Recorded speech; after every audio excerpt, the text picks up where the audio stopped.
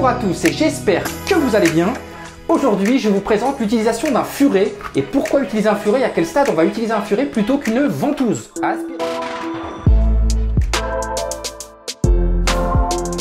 Alors pour les moins équipés, ils utiliseront ce genre de ventouse que je déconseille particulièrement. Alors lorsque le bouchon qui se situe dans votre canalisation est beaucoup trop important pour être débouché avec ce genre d'appareil, les déboucheurs à aspiration et à refoulement, et à glissement, pas refoulement, parce que à refoulement vous risquez d'en mettre un peu partout dans le toilette, dans la salle de bain ou peu importe. On va utiliser ce genre d'accessoires, enfin ce genre d'outils. Alors c'est un furet, qui le différencie des autres furets. Pourquoi? Tout simplement parce qu'il est gainé avec une gaine plastique et qu'il a un système en fait pour pouvoir le tourner.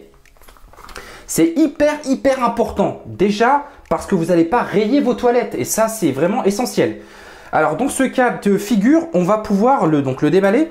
Je mettrai les liens en description pour ceux que ça intéresse. Il s'agit en fait d'un kit déboucheur gainé avec manivelle. De la Master Series de la marque Megix, dont la référence, je vous mettrai ça en lien en description. Donc on déballe et je vous montre comment utiliser ce genre d'appareil. Ça vaut vraiment pas cher, que ce soit la pompe à aspiration ou le furet, ça coûte vraiment pas cher et c'est un furet de 7 mètres. Donc là vous avez de quoi faire. 7 mètres c'est largement suffisant, 10 mètres c'est beaucoup trop.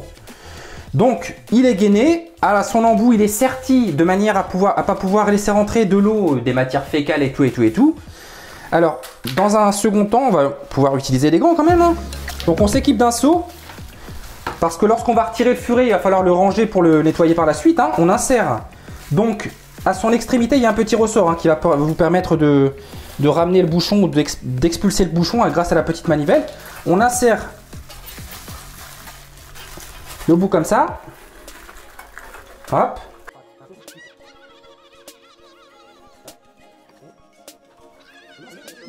Donc une fois que vous arrivez au bout embuté par rapport au bouchon, vous pouvez pas avancer, vous allez pouvoir agir sur la manivelle de manière à faire tourner le ressort à son extrémité et ainsi disloquer le bouchon pour pouvoir libérer la canalisation.